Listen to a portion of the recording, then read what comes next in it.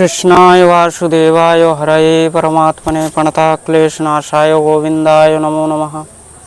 राधे राधे सकल भक्तबिंदके भागवत भक्ति यूट्यूब एवं फेसबुक चैनल सकल भक्तबिंदके स्वागतम জানাই। আজকে আমরা আবারও একাদশী ব্রতর মাহাত্ম্য নিয়ে উপস্থিত হয়েছি। আগের একাদশী আমরা কি শুনেছিলাম? যোগিনী নামে, যোগিনী নামক একাদশী মাহাত্ম্য আমরা শ্রবণ করেছিলাম।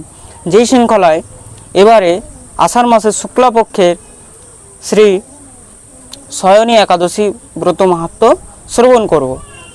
আসুন এই ব্রত মাহাত্ম্য শ্রবণ করি এবং এই ব্রত কবে সেই সম্পর্কে জানি। এই ব্রত এইবার আষাঢ় মাসে ইংরেজির 25শে জুলাই শনিবার এই ব্রত পালন হবে, আর তার পরের দিন রবিবারের দিন সূর্যোদয়ের পরে 9:30টার মধ্যে পালন হবে। তো আসুন এই একাদশী ব্রত মাহাত্ম্য শ্রবণ করি। এই একাদশী ব্রত মাহাত্ম্য শ্রবণ করে নিজের জীবনকে ধন্য করি এবং সকল ভক্তবৃন্দকে এই একাদশী যাতে পালন করতে পারে তারা, আর আমরাও যেমন গৃহে প্রচার করতে পারি, সকলকে নিয়ে এই একাদশী ব্রত করতে পারি, তার জন্য সকলকে প্রেরণা দিন। এই ভিডিও বেশি করে শেয়ার করুন আর এই ভাগবত ভক্তি পরিবারের সঙ্গে জুড়ুন। চলুন আজকে একাদশী মাহাত্ম্য শ্রবণ করি। তার পূর্বেই প্রথমে সকল ভক্তবৃন্দদের চরণে আমার সশ্রদ্ধ দণ্ডবত প্রণাম। যে যারা যারা এই ভিডিও আমার ভিডিও দেখেন মাতৃমণ্ডলীকেও আমার সশ্রদ্ধ প্রণাম। আসুন ব্রত মাহাত্ম্যে প্রবেশ করি। শ্রী শয়নী একাদশী। মহারাজ যুধিষ্ঠির বললেন, হে কৃষ্ণ, আষাঢ় মাসের শুক্লপক্ষের একাদশীর নাম কি? এর মহিমাই বা কি?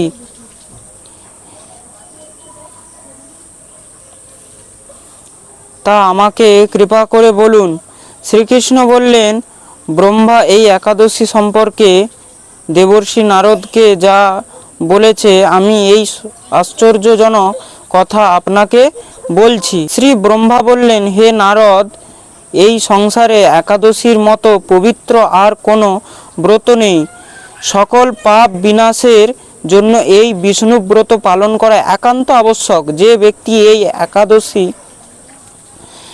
বা এই প্রকার পবিত্র পাপ নাশক এবং সকল অভীষ্ট প্রদাতা একাদশী ব্রত না করে তাকে নরকগামী হতে হয়। আষাঢ় মাসে শুক্লপক্ষে এই একাদশী শয়নী নামে বিখ্যাত। শ্রী ভগবান ঋষিকেশের জন্য এই ব্রত পালন করতে হয়।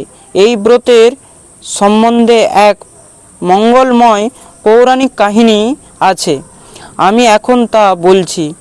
বহু বছর পূর্বে সূর্যবংশে মান্ধাতা নামে একজন রাজর্ষি ছিলেন।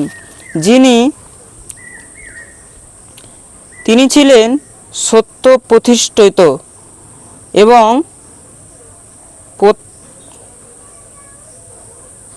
প্রতাপশালী চক্রবর্তী রাজা। প্রজাদেরকে তিনি নিজের সন্তান মতো প্রতিপালন করতেন।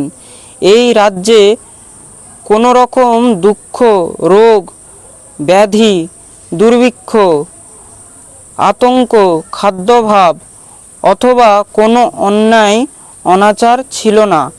এইভাবে বহুদিন অতিবাহিত হলো। কিন্তু এক সময় হঠাৎ দৈব দুর্ভিক্ষ দুর্বিপাকে ক্রমাগত 3 বছর সে রাজ্যে কোনো বৃষ্টি হয়নি।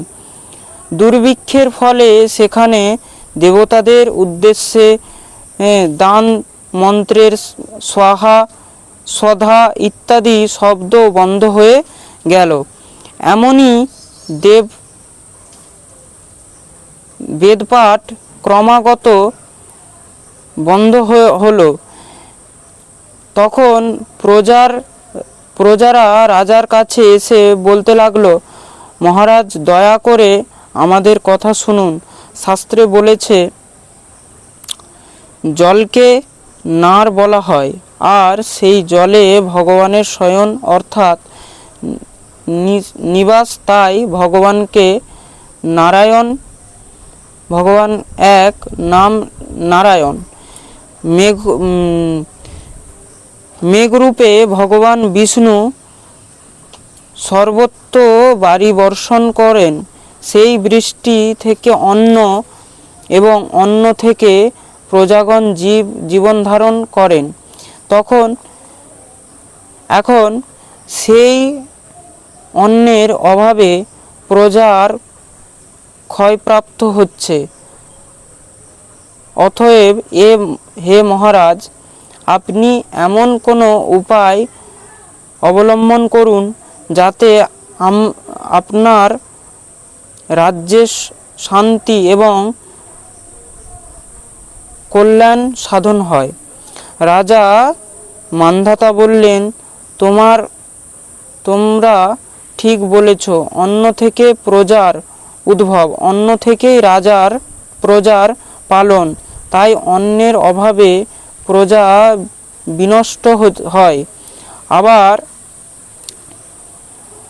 রাজার দোষেও রাজ্য নষ্ট হয়। আমি নিজের বুদ্ধিতে আমার নিজের কোনো দোষ খুঁজে পাচ্ছি না, তবুও প্রজাদের কল্যাণের জন্য আমি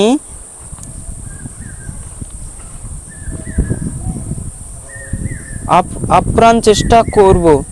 তারপর রাজা ব্রহ্মাকে প্রণাম করে সৈন্যসহ বনে গমন করলেন। সেখানে